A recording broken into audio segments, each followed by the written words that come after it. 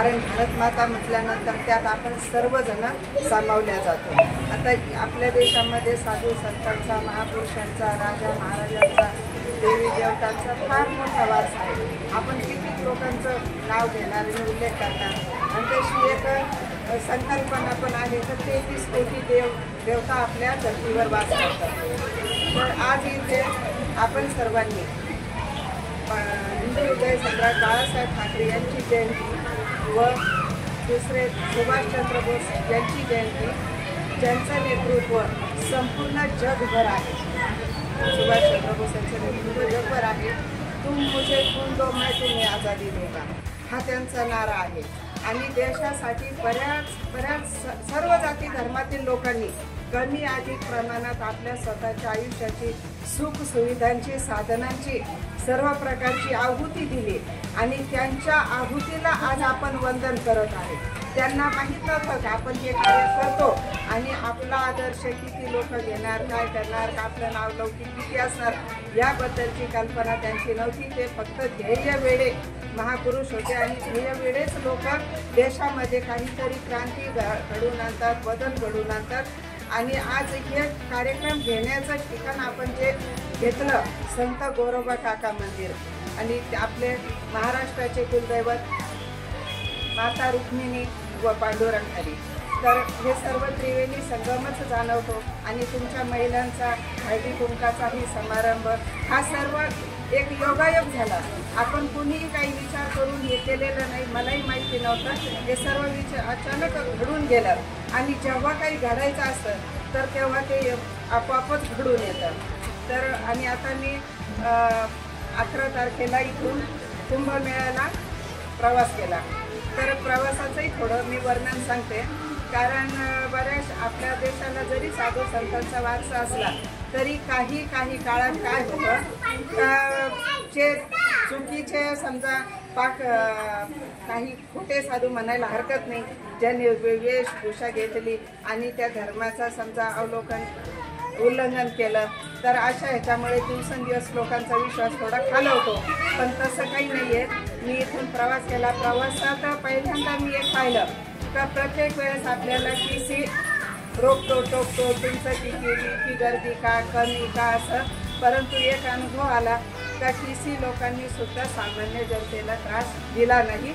सर्वजण ॲडजस्ट करतच तिथपर्यंत पोहोचले आणि पोहोचल्यानंतरही आता पर्वणी असते, प्रत्येकाला वाटतं धंदा चांगला व्हावा, थोडीफार राखेची वगैरे अडचण जरी भासली, परंतु प्रत्येक माणूस स्वतःला कोणी विचारलं तर व्यवस्थित माहिती सांगायचा। पोलीस लोक माहिती सांगायचे, तिथल्या ऑटोवाल्यांना आम्ही विचारलं तर तेही थोडक्यात म्हणजे आयोजन, शासन, प्रशासन या सर्वांचं कौतुक करत होते। आणि मी तर सर्वांचंच करल, कारण तिथे साधू संत महात्मे सर्व प्रकारे जे माझ्या भेटीस माझ्या समक्ष होते ते तर मला सर्व चांगले लागले।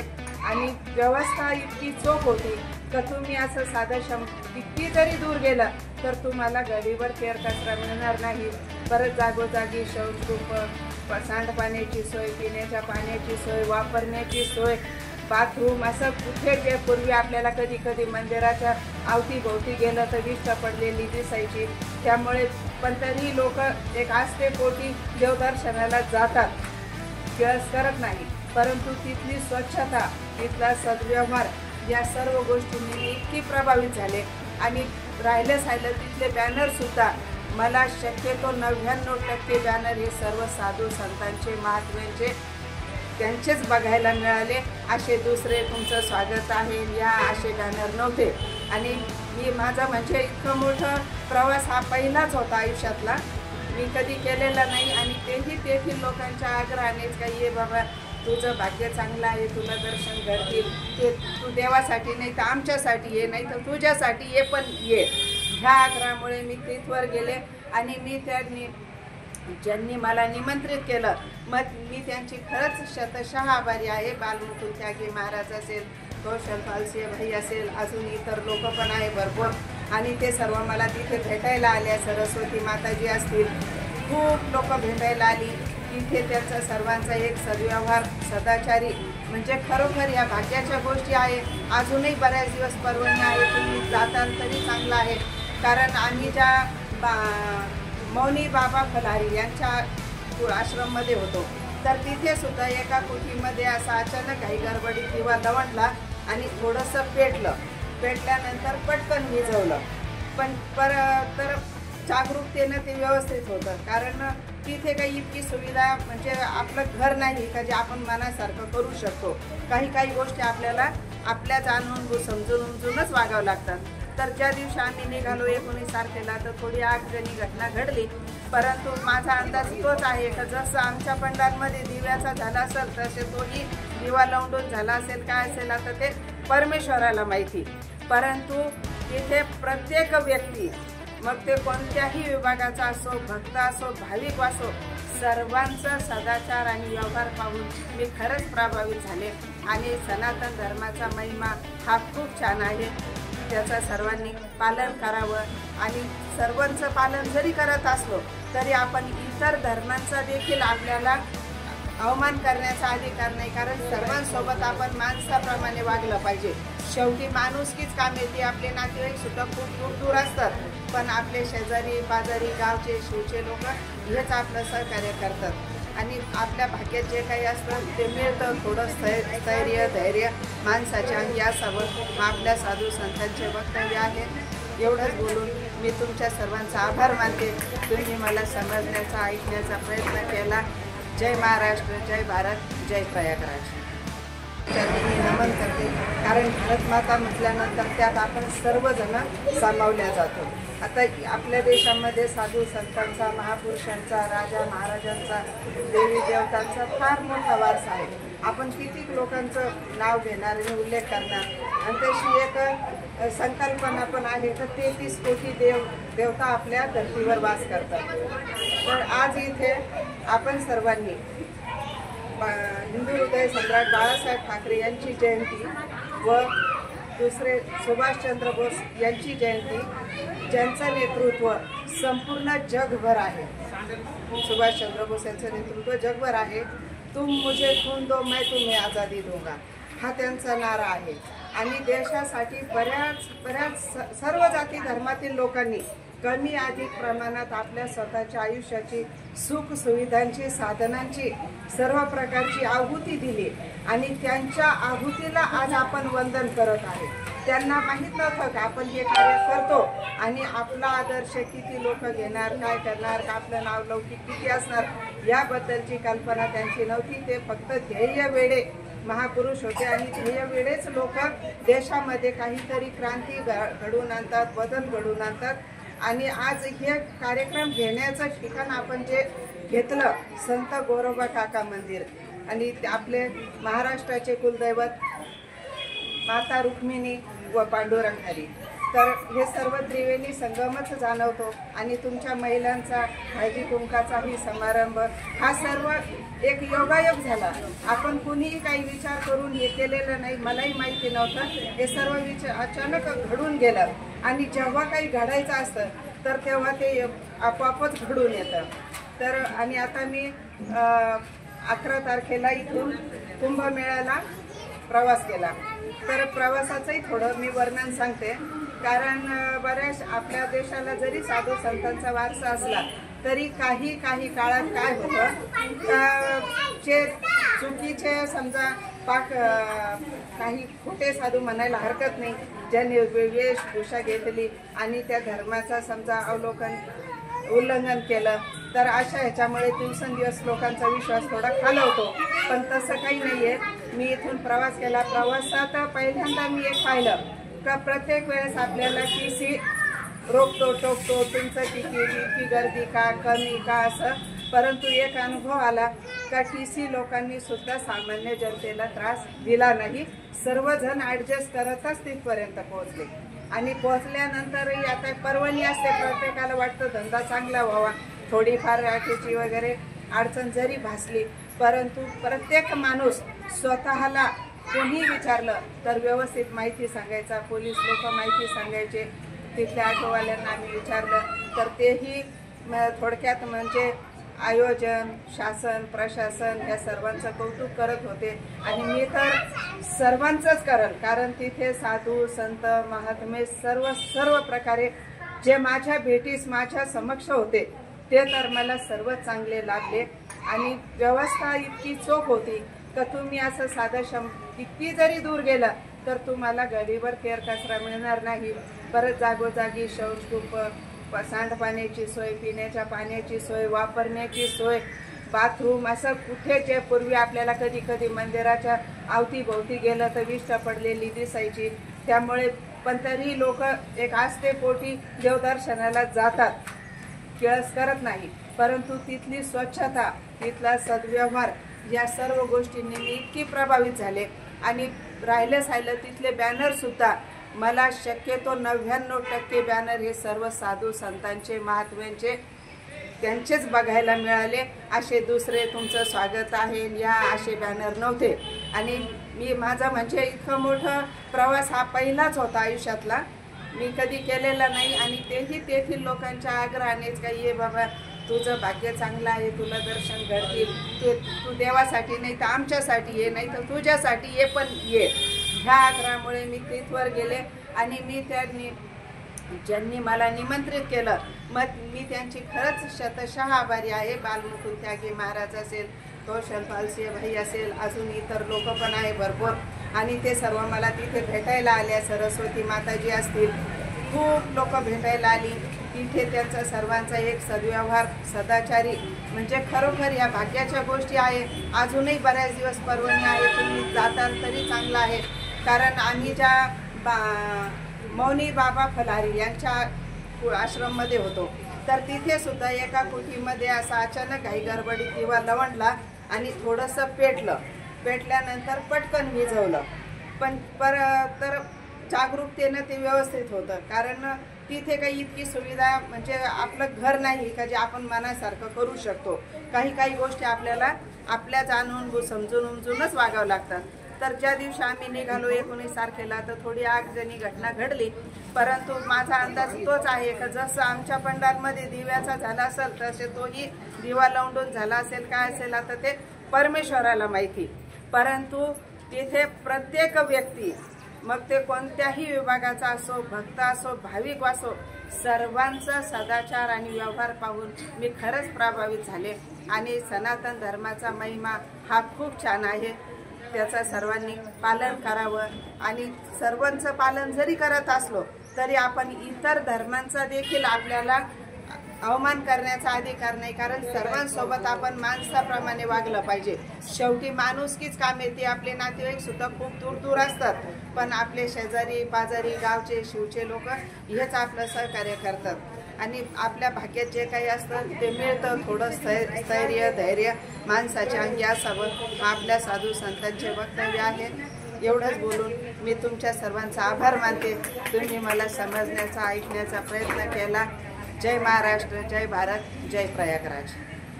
मी नमन करते, कारण भारत माता म्हटल्यानंतर त्यात आपण सर्वजण सामावल्या जातो। आता आपल्या देशामध्ये साधू संतांचा, महापुरुषांचा, राजा महाराजांचा, देवी देवतांचा फार मोठा वारसा आहे। आपण किती लोकांचं नाव घेणार आणि उल्लेख करणार, आणि तशी एक संकल्पना पण आहे तर 33 कोटी देवता आपल्या धर्तीवर वास करतात। तर आज इथे आपण सर्वांनी हिंदू हृदय सम्राट बाळासाहेब ठाकरे यांची जयंती व दुसरे सुभाषचंद्र बोस यांची जयंती, ज्यांचं नेतृत्व संपूर्ण जगभर आहे, सुभाषचंद्र बोस यांचं नेतृत्व जगभर आहे।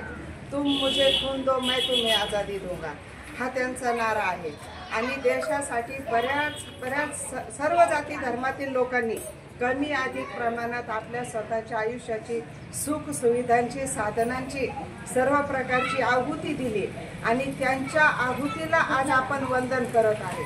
त्यांना माहीत नव्हतं का आपण हे कार्य करतो आणि आपला आदर्श किती लोक घेणार, काय करणार, का आपलं नाव लौकिक किती असणार याबद्दलची कल्पना त्यांची नव्हती। ते फक्त ध्येय वेडे महापुरुष होते आणि ध्येय वेळेच लोक देशामध्ये काहीतरी क्रांती घडवून आणतात, बदल घडवून आणतात आणि आज हे कार्यक्रम घेण्याचं ठिकाण आपण जे घेतलं संत गोरोबा काका मंदिर आणि आपले महाराष्ट्राचे कुलदैवत माता रुक्मिणी व पांडुरंग हरी, तर हे सर्व त्रिवेणी संगमच जाणवतो आणि तुमच्या महिलांचा हळदी कुंकाचाही समारंभ हा सर्व एक योगायोग झाला.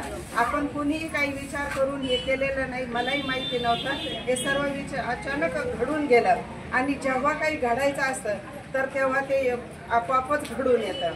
तर आणि आता मी 11 तारखेला इथून कुंभमेळ्याला प्रवास केला. तर प्रवासाचंही थोडं मी वर्णन सांगते, कारण बऱ्याच आपल्या देशाला जरी साधू संतांचा वारसा असला तरी काही काळात काय होतं, जे चुकीचे समजा काही खोटे साधू म्हणायला हरकत नाही, ज्यांनी वेशभूषा घेतली आणि त्या धर्माचा समजा उल्लंघन केलं, तर अशा ह्याच्यामुळे दिवसेंदिवस लोकांचा विश्वास थोडा खालवतो. पण तसं काही नाहीये. मी इथून प्रवास केला. प्रवासात पहिल्यांदा मी एक पाहिलं का प्रत्येक वेळेस आपल्याला TC रोखतो टोकतो, तुमचं किती गर्दी का कमी का असं. परंतु एक अनुभव आला का TC लोकांनी सुद्धा सामान्य जनतेला त्रास दिला नाही. सर्वजण ॲडजस्ट करतच तिथपर्यंत पोहोचले आणि पोहोचल्यानंतरही आता पर्वणी असते, प्रत्येकाला वाटतं धंदा चांगला व्हावा, थोडीफार राखेची वगैरे अडचण जरी भासली, परंतु प्रत्येक माणूस स्वतःला कोणी विचारलं तर व्यवस्थित माहिती सांगायचा. पोलीस लोक माहिती सांगायचे, तिथल्या ऑटोवाल्यांना आम्ही विचारलं तर तेही थोडक्यात म्हणजे आयोजन, शासन, प्रशासन या सर्वांचं कौतुक करत होते. आणि मी तर सर्वांचंच करल, कारण तिथे साधू संत महात्मे सर्व प्रकारे जे माझ्या भेटीस माझ्या समक्ष होते ते तर मला सर्व चांगले लागले. आणि व्यवस्था इतकी चोख होती का तुम्ही असं साधं किती जरी दूर गेला तर तुम्हाला गाडीवर केर कचरा मिळणार नाही. परत जागोजागी शौचकूप, सांडपाण्याची सोय, पिण्याच्या पाण्याची सोय, वापरण्याची सोय, बाथरूम, असं कुठे जे पूर्वी आपल्याला कधी मंदिराच्या अवतीभोवती गेलं तर विष्ठा पडलेली दिसायची. त्यामुळे पण तरी लोक एक आस्थेपोटी देवदर्शनाला जातात, किळस करत नाही. परंतु तिथली स्वच्छता, तिथला सद्व्यवहार या सर्व गोष्टींनी मी इतकी प्रभावित झाले. आणि राहिलं तिथले बॅनर सुद्धा मला शक्यतो 99% बॅनर हे सर्व साधू संतांचे, महात्म्यांचे, त्यांचेच बघायला मिळाले. असे दुसरे तुमचं स्वागत आहे या असे बॅनर नव्हते. आणि माझा म्हणजे इतकं मोठं प्रवास हा पहिलाच होता आयुष्यातला, मी कधी केलेला नाही. आणि तेही तेथील लोकांच्या आग्रहानेच काही ये बाबा तुझं भाग्य चांगलं आहे, तुला दर्शन घडतील, तू देवासाठी नाही तर आमच्यासाठी ये, नाही तर तुझ्यासाठी ये, पण ये.